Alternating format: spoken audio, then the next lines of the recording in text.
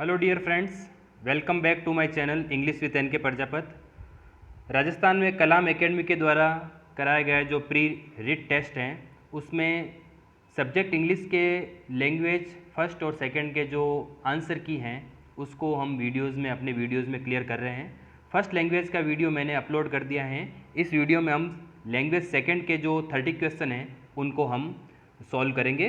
तो question number 61 है, the linking device but used in the third sentence indicate. तीसरे sentence में जो यहाँ पर बट का यूज़ हुआ है वो किसको इंडिकेट करता है? वो कॉन्ट्रास्ट को करता है, विपरीत बात को करता है। यहाँ पर ऊपर स्पीड की बात की गई है जो वहाँ पर एक मॉडर्न सिविलाइजेशन के रूप में लिखी है, लेकिन सफलता जो है वो स्टडी परस्यूट एम से होती है। तो यहाँ पर एक कॉन्ट्रास्ट का किया गया है, विपरीत बात जो है वो की गई है।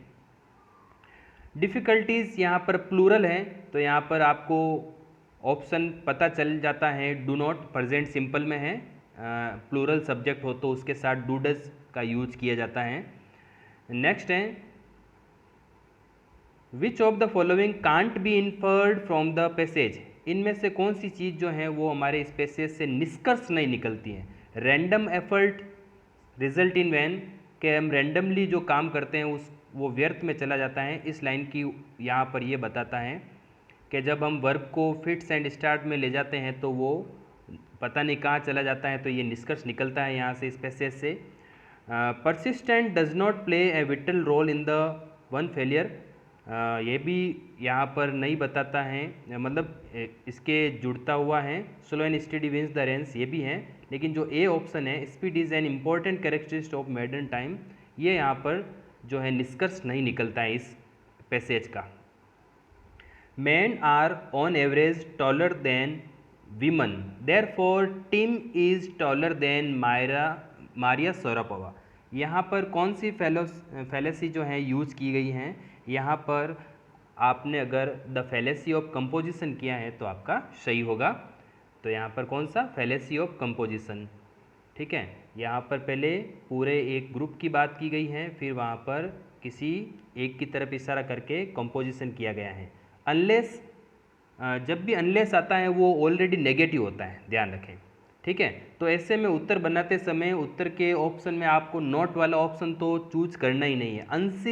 Unless see with other works see will, तो यहाँ पर देखो सी विल, यहाँ पर फ्यूचर सिंपल है तो यहाँ पर प्रेजेंट सिंपल का यूज होगा, तो बी ऑप्शन जो है हमारा करेक्ट होगा, कॉर्पोरेट्स। अनलेस सी कॉर्पोरेट्स, यहाँ पर देखो जब नेगेटिव अनलेस होगा तो वर्ब, अगर सब्जेक्ट सिंगुलर है तो आप वर्ब के साथ एस या एस का यूज करते हुए उस वर्ब का चूज करें।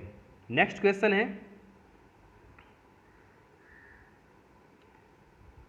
66 नंबर क्वेश्चन जो है 66 से 70 तक पोइम से रिलेटेड हैं, तो आपको मैं बताता हूँ यहाँ पर कौन कौन से आंसर आपके सही होंगे।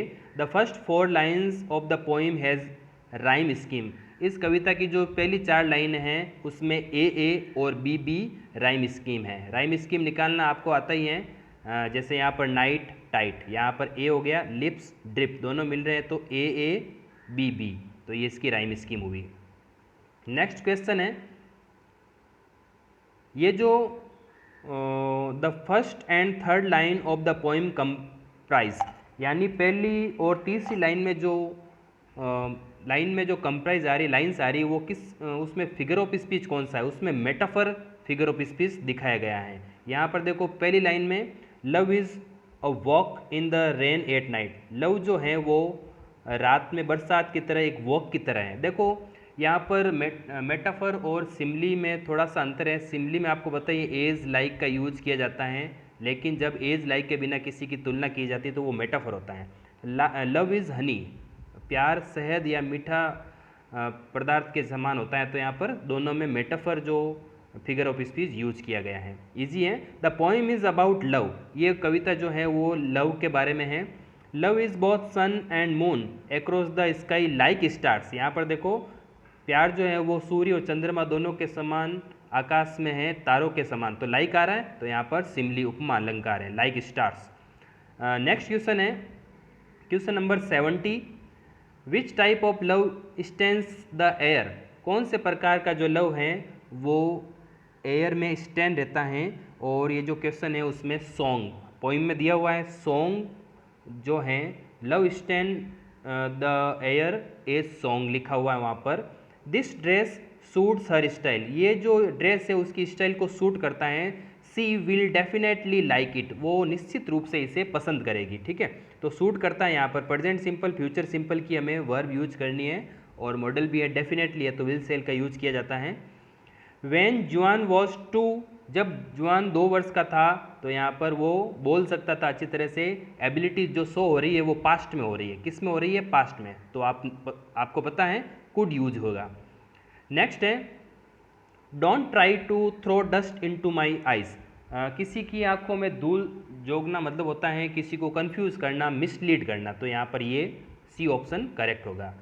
नेक्स्ट है अ शेक्सपियरियन सोनेट, शेक्सपियरियन के द्वारा चतुर्दश पदी यानी 14 लाइन की जो कविता लिखी गई उसमें क्या कंटेंट्स हैं, किस कैसे वहाँ पर स्टांजा और हैं, 3 स्टांजा एंड अ कपलेट, 14 लाइनों की होती हैं, उसमें जो शेक्सपियरियन ने लिखी हैं उसमें 3 स्टांजा है, 4 लाइन्स के कितने 3 स्टांजा हैं, तो 12 जो हो गए 3 स्टांजा, और लास्ट में एक कपलेट है, कपलेट है 2 लाइनों का एक समूह, तो यहाँ पर 14 लाइन हो गई, तो ये डी ऑप्शन सही होगा यहाँ पर। अ डर्ज, डर्ज शोक गीत होता है, फ्यूनरल सॉन्ग होता है, लव पोएम नहीं होती हैं, ये नहीं होता है, ठीक है।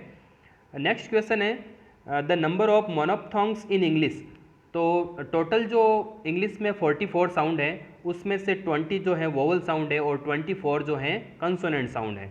तो आपको बता दें 20 में से जो वोवल साउंड है उसमें से 12 जो है वो मोनोप्थोंग है और जो 8 है वो डिप्थोंग है। तो मोनोप्थोंग का मतलब होता है एकल स्वर, ऐसे जो लेटर जो ऐसे स्वर जो एक ध्वनि निकालते हैं। तो यहाँ पर 76 में जो है 12 सी आंसर सही होगा।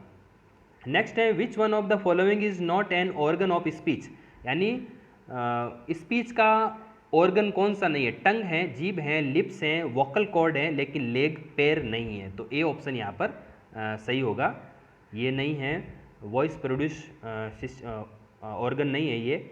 विच of the following has E, यहाँ पर देखो ई और इसके साथ में जो 2 बिंदी आ रही है बड़े ई को प्रदर्शित करती हैं, सिट, फिट, निट, ये केवल सिंगल वाला है, ठीक है, ये बड़ा है तो सीट, यहाँ पर बी ऑप्शन सही है। लॉन्ग, ई की साउंड आ रहा है लॉन्ग, यानी जब आप अगर शॉर्ट होगा तो आई होगा केवल, और जब अगर लॉन्ग होगा बड़े ई की मात्रा होगी तो उसके साथ में विसर्ग जैसी 2 बिंदी लगेगी। ओके, आपको पता ही है। नेक्स्ट है the smallest unit of words, शब्दों की सबसे छोटी यूनिट क्या कहलाती है, मॉर्फिम, शब्द का भाग, ये करेक्ट है डी यहाँ पर। Choose the correct transcription of pluck, pluck यहाँ पर देखो ये प्लक है जैसे कि जैसे लिख दी, ये गलत है, जब प्लक में सी के आता है तो वापस सी के नहीं आता है, ओनली के आता है। ये प्लेइक कर दिया है, ये गलत है, प्लेइक कब होता है जब ए आता है, ए की मात्रा आई की मात्रा होता है, नन ऑफ दीज नहीं है प्लक। और ये जो प्लक में अ आ रहा है वो रैपिड आ रहा है, ठीक है, प्लक, तो यहाँ पर ये जो है वो अ का स्वर आ रहा है, ध्वनि आ रही है, तो यहाँ पर ये सी ऑप्शन करेक्ट है। विच of the following is suitable for making student responsible for their own language, तो यहाँ पर स्टूडेंट्स को रेस्पॉन्सिबल बनाने के लिए, खुद सीखने के लिए, encouraging student to ask more and more question, विद्यार्थियों को ज़्यादा से ज़्यादा जो एंकरेज करना चाहिए प्रश्न पूछने के लिए, पॉजिटिव रहो आप, टीचिंग मेथड करते समय आप पॉजिटिव आप अपनी थॉट रखो। A child centre classroom is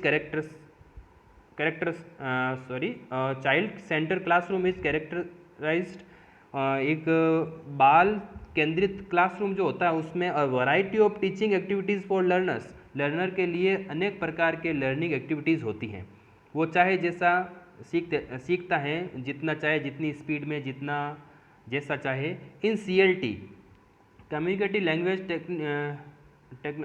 teaching में जो है एक टीचर जो है उसका रोल क्या होता है, अ फैसिलिटेटर, एक सुविधा प्रदान करने वाला, एक पास में रहने वाला, ये जो डी है वो सही है। रिसेप्टिव स्किल, रिसेप्टिव का मतलब होता है प्राप्त करना, ध्यान दें, रिसेप्टिव यानी प्राप्त करना। LSRW में लिसनिंग, रीडिंग, स्पीकिंग, राइटिंग जो 4 जो चीज़ें हैं उसमें से रिसेप्टिव कौन सा है, रिसेप्टिव यानी हम जब ग्रहण करते हैं, गेट करते हैं, तो गेन करते हैं, GAIN, गेन यानी प्राप्त करना। तो इसमें जो रिसेप्टिव हैं वो लिसन, जब हम कोई चीज़ को सुनते हैं तो हमारे अंदर प्राप्त होती हैं, रीड करते हैं तो भी हमें रिसेप्टिव होती है। तो ए ऑप्शन जिसने लिखा है वो सही है। और रिसेप्टिव का जो उल्टा है वो प्रोडक्टिव होता है। प्रोडक्टिव होता है जो हमारे अंदर से बाहर निकलता है, स्पीक करते हैं तो बाहर निकलता है, राइटिंग करते हैं तो हम आउटपुट करते हैं। तो आउटपुट होता है वो प्रोडक्टिव होता है, और इनपुट होता है जो रिसेप्टिव होता है। ओके, ए ऑप्शन सही है इसमें। Poor handwriting can be the cause of dysgraphia. Dysgraphia जो होता है उसमें ऐसी लिखावट जिसको पढ़ा नहीं जा सकता है, पुअर हैंडराइटिंग से रिलेटेड है। In the measurement of first step, जो मेजरमेंट होता है उसमें टीचिंग मेथड में मेजरमेंट है। मेजरमेंट में पहला जो स्टेप है वो ये होता है decision of what to measure. ये डिसीजन करना कि हमें मेजर क्या करना है किसी लर्नर का। ठीक है, तो ये डी ऑप्शन इसमें करेक्ट होगा। नेक्स्ट क्वेश्चन है 87, which is the most widely applicable test item. इनमें से सबसे जो वाइडली विस्तृत रूप से कौन सा एप्लीकेबल टेस्ट आइटम है वो है MCQ question, multi choice question. तो ये ऑप्शन करेक्ट होगा इसमें। From the following which domain is concern with the physical and motor skills, वो है साइकोमोटर डोमेन, मनोप्रेरक डोमेन से रिलेटेड, क्षेत्र से रिलेटेड है। कौन सा? फिजिकल एंड मोटर, चालक इत्यादि से। होम लैंग्वेज, गृह भाषा should be pursue blank in the teaching of A second language eight primary level. Primary level में जो सेकेंड लैंग्वेज की टीचिंग होती है तो उसमें जो होम लैंग्वेज हैं वो किस प्रकार से उपयुक्त होती है? वो होती है इम्पेडिमेंट। इम्पेडिमेंट का मतलब होता है वो सपोर्ट करती हैं होम लैंग्वेज सेकेंड लैंग्वेज को लर्न करने में, प्राइमरी लेवल में ओनली। नेक्स्ट है रिमेडियल यानी उपचारात्मक जो टीचिंग है उसमें necessary, remedial teaching is necessary due to, किस कारण से ये आवश्यक है? पुअर सोशल स्टेटस के कारण। कोई लर्नर है, कोई स्टूडेंट है, वो पीछे रह जाता है अपने ग्रुप के स्टूडेंट से या सोशल स्टेटस से, तो वहाँ पर उसको रिमेडियल टीचिंग के द्वारा उसे अपग्रेड किया जाता है।